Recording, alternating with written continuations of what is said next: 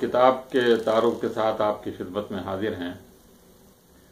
وہ ہے صحافت سے صحافت تک،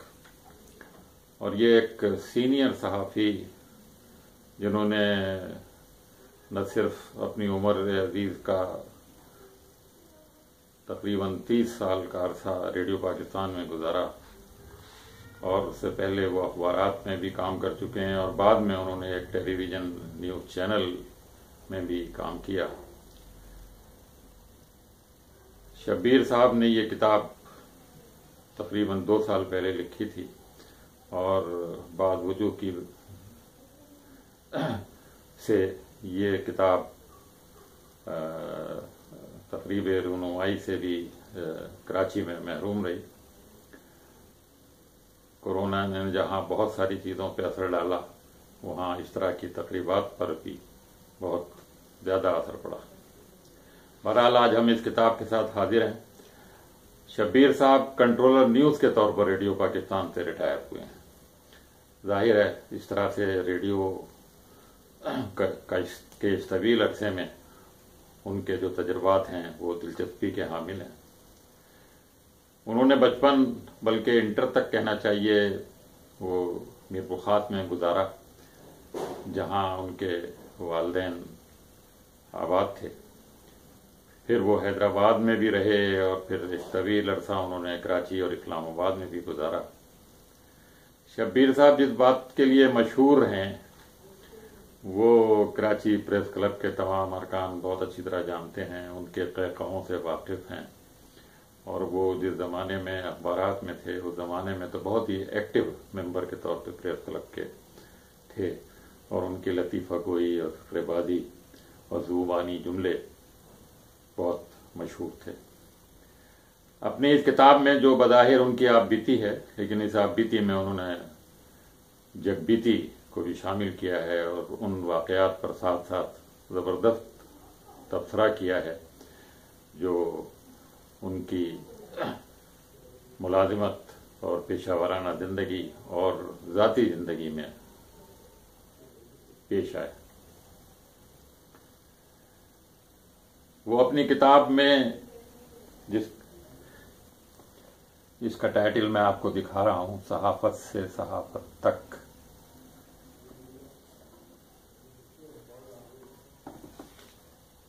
انہوں نے کراچی کا بھی تفصیل سے ذکر کیا ہے، کراچی میں ہونے والے واقعات کا، مگر ان واقعات کو انہوں نے سرسری انداز میں بیان نہیں کیا ہے، اپنی دلچسپ باتوں سے اور فکروں سے جگہ جگہ انہوں نے شہروں کے بارے میں بات کی ہے۔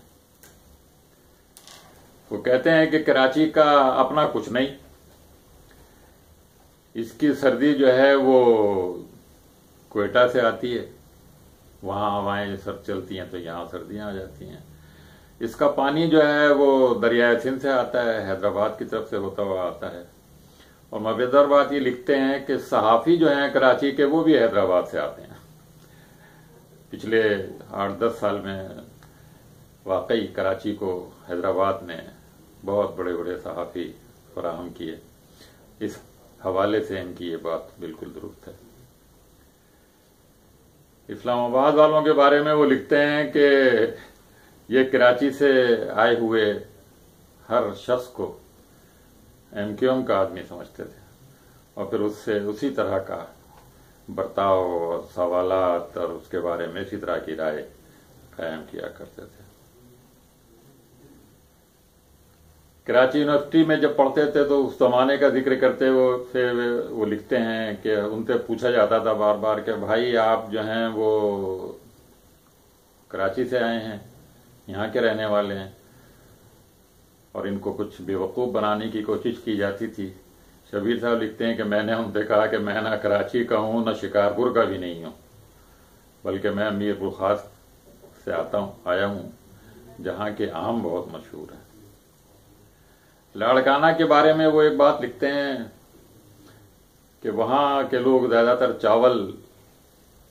اپنی خوراک کا حصہ بناتے ہیں، اور اس کے نتیجے میں کہتے ہیں ڈاکٹر اور حکماء حضرات کہ اس سے قوت سماعت بہت بری طرح متاثر ہوتی ہے۔ ایک جج صاحب تھے جو ایک بڑے ٹرائبنل کے ہیڈ تھے اور وہ ایک قتل کی تفتیش کر رہے تھے، تو وہ کچھ ان کا تعلق لاڑکانہ سے تھا اور ان کی کچھ قوت سماعت کم تھی. بار بار لوگوں کو، رپورٹروں کو یہ کہنا پڑتا تھا کہ سمجھ میں نہیں آئی، دوبارہ کہیے. تو اس کے بارے میں وہ لکھتے ہیں کہ بھئی یہ چاول کھانے کا اثر ہے کہ وہ قوت سماعت. ایک اور پریس کانفرنس کا ذکر کرتے ہوئے، وہ جو پہلوانوں کی پریس کانفرنس تھی، وہ لکھتے ہیں کہ اسلم پہلوان اور ان کے بھائیوں نے ایک پریس کانفرنس منعقد کی اور اس میں بہت ٹھیک ٹھاک کھانا صحافیوں کی نظر کی انہوں نے کیا. چونکہ شبیر صاحب زیادہ کھانے کے عادی نہیں تھے، بہت احتیاط سے کھا رہے تھے، تو کہتے ہیں کہ وہ اسلم پہلوان ان کے قریب آئے اور ان کے کندھے پر ہاتھ رکھ کر کہا کہ بھائی لو کھاؤ، تسی تو بڑے کمزور نظر آتے ہو. کہنے لگے اس نے جو میرے کندھے پہ ہاتھ رکھا تو یقین مانے کہ میری کرسی جو ہے وہ تھوڑی سی گھاس کے اندر دھس گئی. ان پھلجڑیوں اور ان شگفتہ باتوں کے علاوہ انہوں نے کچھ انکشافات بھی کیے ہیں، اور وہ انکشافات یہ ہیں، وہ کہتے ہیں کہ یہ لندن پلان جو اخباروں میں اتنا مشہور ہوا ہے، یہ دراصل ایک گپ شپ کے دوران یہ اصطلاح پروفیسر لطیف احمد خان نے، جو بڑے مشہور پریس کلب کے میں بیٹھنے والے لوگوں میں شمار ہوتے تھے، انہوں نے اس وقت جو لیڈر حضرات لندن میں بیٹھ کر میٹنگز کر رہے تھے، ان کے بارے میں اپنی طرف سے ایک بات کہی کہ بھئی یہ تو کوئی لندن پلان بنا رہے ہیں.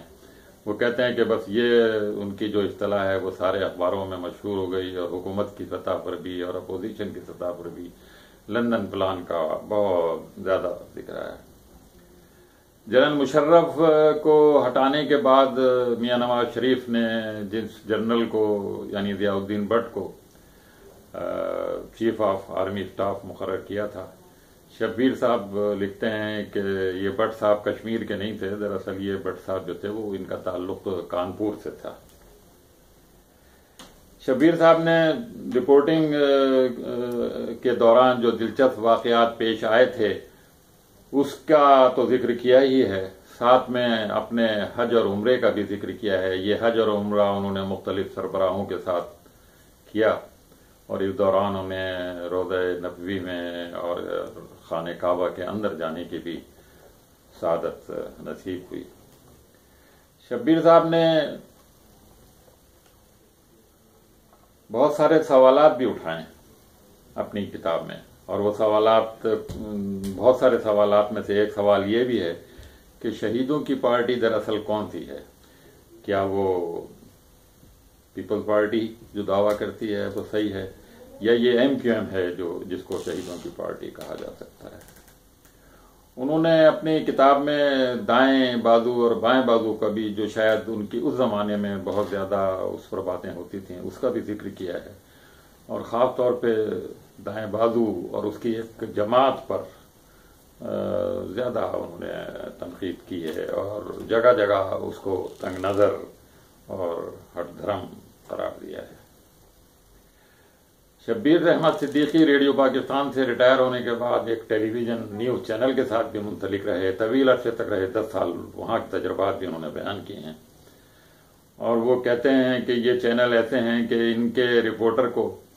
یہ تو پتا ہوتا ہے کہ صدر پاکستان کے ڈرائیور نے، شوفر نے جو دستانے پہنے ہوئے تھے ان کا رنگ کیسا تھا، لیکن انہیں اصل خبر پتا نہیں ہوتی. وہ کہتے ہیں کہ دراصل صحافت کو اگر اب حجامت کی انہوں نے شکل دے دی ہے ان چینلوں میں. یہ کتاب پڑھنے سے تعلق رکھتی، خاصی ضخیم ہے، 500 صفحات سے زیادہ ہے. انشاءاللہ پھر کسی اور کتاب کے ساتھ اگلے پروگرام میں حاضر ہوں گے. جب تک کے لیے اجازت دیجیے. اللہ حافظ.